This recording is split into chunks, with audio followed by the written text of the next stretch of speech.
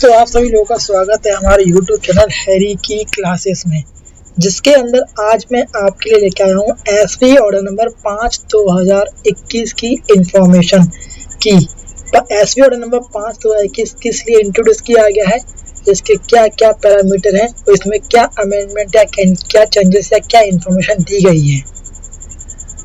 ठीक है दोस्तों, बताना चाहूँगा वीडियो स्टार्ट करने से मैं आपको इन्फॉर्मेशन देना चाहूँगा कि हमारे जो भी नए व्यूवर्स हैं उन सभी से मैं रिक्वेस्ट करूँगा कि हमारे वीडियो को लाइक कीजिएगा, शेयर कीजिएगा, सब्सक्राइब कीजिएगा और बेल आइकन को जरूर दबाइएगा, जिससे अगर कोई भी वीडियो आपके लेके आता हूँ तो उसका नोटिफिकेशन आपको मिल सके और आपको उस वीडियो को जाकर देख सके।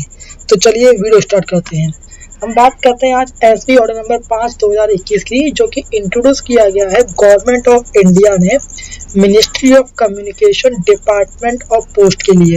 ये जो इंट्रोड्यूस किया गया है आपका 9/3/2021 की डेट में। अब ये है क्या, बात करते हैं तो हम रीड करते हैं पहले इसकी सब्जेक्ट इसकी है deduction of TDS in respect of aggregate cash withdrawal about 20 lakh by an account holder of National Small Saving Scheme for non-ITR filer under Section 194N of IT Act 1961। ठीक है, तो बताना चाहूँगा आपका जो एसबी ऑर्डर नंबर 5/2021 है, ये जो नेशनल सेविंग स्कीम होती है उसमें जो नॉन ITR फीलर जो होते हैं उनके लिए है कि अगर 20 लाख से अधिक कैश निकालते हैं फाइनेंशियल में तो उन पर लगने वाले टीडीएस डिडक्शन की जानकारी के लिए ये आपका एसबी ऑर्डर नंबर इंट्रोड्यूस किया गया है। किसके लिए?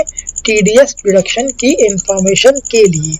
अब चलिए बात करते हैं कि इसका मैटर क्या है। तो बताना चाहेंगे जैसे इसमें लिखा हुआ है कि टीडीएस डिडक्शन पर एसबी ऑर्डर नंबर 2/2020 जो कि आया था 9/1/2020 को, उसकी निरंतरता में, यानी कि आपका एसबी ऑर्डर नंबर 2/2020 में इसको इंट्रोड्यूस किया गया था कि इसका क्या टीडीएस रहेगा, क्या रहेगा, उसको अमेंडमेंट किया गया है, सूचित किया जाती है। भारत सरकार ने इंडियन टैक्स एक्ट जो कि आपका है 1961 की धारा 194N में अमेंडमेंट किया है। किसमें? आपका इंडियन इनकम टैक्स एक्ट 196 की जो सेशन होता है 194N में अमेंडमेंट किया गया है टीडीएस रिलेटेड इंफॉर्मेशन के लिए। अभी क्या किया गया, बात करते हैं।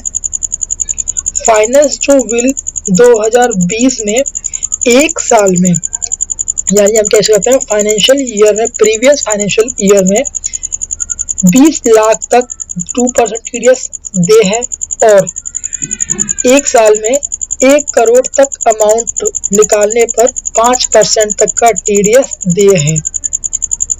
लेकिन किस में? जिन्होंने 3 असेसमेंट ईयर में पिछले 3 साल का ITR नहीं भरा है उनके लिए है यह प्रोविजन जो है वो 194N 1/7/2020 से एप्लीकेबल हो चुका है। ठीक है दोस्तों, अब बात करते हैं कि जानकारी क्या देता है। तो बात करते हैं कि आपका जो सेशन 194N है ये क्या है। तो बात करते हैं कि इनकम टैक्स एक्ट 194N के लिए जो अमेंडमेंट 1 जुलाई 2020 से प्रभावी किया जाएगा या किया जा चुका है। अब 194 क्या है? ये है कि बैंकिंग कंपनी जिसके लिए बैंकिंग अधिनियम 1946 लागू होता है। सेकंड कहता है आपका कोऑपरेटिव सोसाइटी जो कि बैंकिंग क्षेत्र में इंगेज हो, या फिर आपका है पोस्ट ऑफिस, ये जो कोई भी अमाउंट के भुगतान करने के लिए जिम्मेदार है। ठीक है, अभी कहता मैं इसको समरी कर रहा हूँ। इसके लिए 1 करोड़ कैश या एक या अधिक खाते द्वारा राशि या राशि के बराबर 2% टीडीएस काटते हैं जो कि इनकम टैक्स रूम में करता है इनका।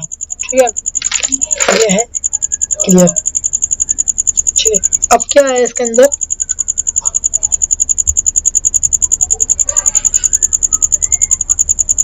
इसके अंदर ये आया है कि पिछले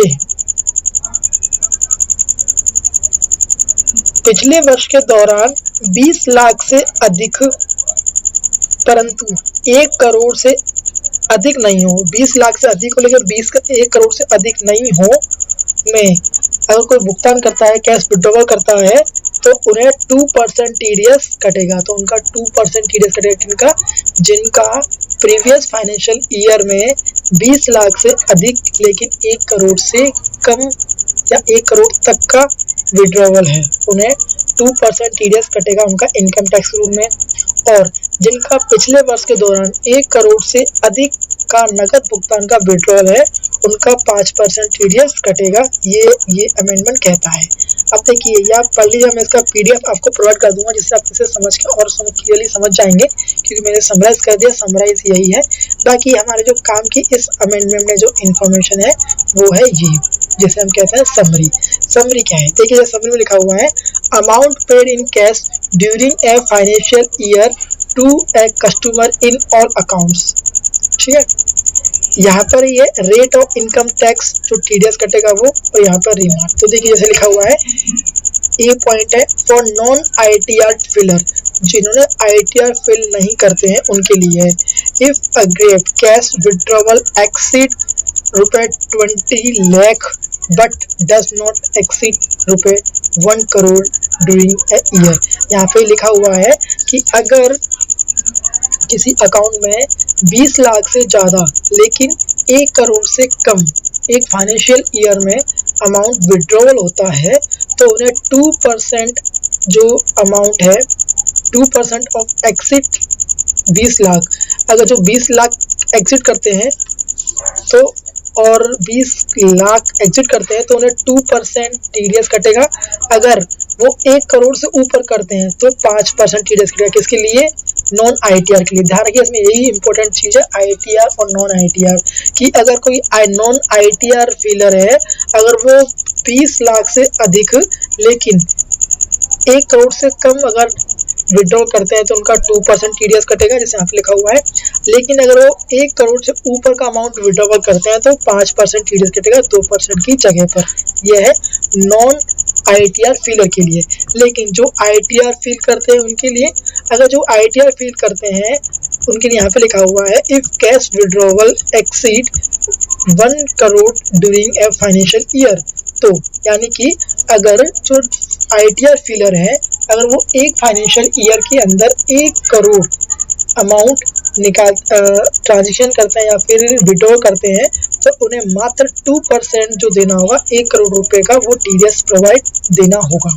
ठीक है, मैं एक बार चीज़ दोबारा रिपीट कर दूँ, समझ में आएंगे दोबारा कि अगर नॉन ITR फीलर है, अगर वो 20 लाख से अधिक लेकिन 1 करोड़ से कम का विड्रॉ करते हैं अमाउंट का, तो 2% TDS दे है। अगर वही जो नॉन ITR फीलर है, अगर वो 1 करोड़ से अधिक अमाउंट का जो है करते हैं विड्रॉवल, तो 5% जो है TDS लगेगा, कटेगा उनका। और वहीं पे बात करते हैं हम, अगर कोई ITR फीलर है, अगर वो 1 करोड़ से अधिक भी ट्रांजेक्शन करते हैं, आप 1 करोड़ से अधिक भी विड्रॉवल करते हैं, नगद कैश निकालते हैं, तो उन्हें मात्र 2% जो है TDS देना होगा 1 करोड़ रुपए का। ये आपका कहता है। इसके लिए बताना चाहूँगा, इसी PDF आपके जो एनेक्सर है इसके अंदर ये लिखा होगा how to check ITR filing status of a depositor, कि हम किसी डिपॉजिटर ने ITR फील किया है नहीं किया, कैसे चेक करें। तो इसका लिंक दिया हुआ है, यहाँ पे जाके आप इन्फॉर्मेशन चेक कर सकते हैं, क्योंकि ये आपकी जो फिनांशियल आपकी जो भी सॉफ्टवेयर या वेबसाइट है उसमें जाके आप चेक कर सकते हैं। इसके अलावा यहाँ पे आपका इसका प्रेस रिलीज भी दिया गया है, कि इसका प्रेस रिलीज जो आपका 12 जुलाई 2020 को प्रेस रिलीज आया था, वो भी इसका दिया हुआ है। आप वो भी जाके एक बार पढ़ सकते हैं, जिससे आपको ये बेटर समझ में आ जाएगा। ठीक, तो मैं आशा करता हूं कि आपका जो SP ऑर्डर नंबर 5/2021 है, मैं उसको समझाने में सफल रहा हूं। अगर आपको हमारा वीडियो अच्छा लगता है तो हमारे वीडियो को लाइक कीजिएगा, हमारे चैनल को सब्सक्राइब कीजिएगा। ठीक है। और अगर आप चाहते हैं कि आपकी जो एसबी ऑर्डर नंबर 5/2000 की इन्फॉर्मेशन आपके फ्रेंड्स को मिले तो हमारी जो वीडियो है वो शेयर कीजिएगा और हाँ बेल आइकन पे जरूर प्रेस कीजिएगा जिससे कोई वीडियो में लेकर आता हूँ तो आपको नोटिफिकेशन मिल सके। तो चलिए मिलते हैं नेक्स्ट वीडियो में। जय हिंद।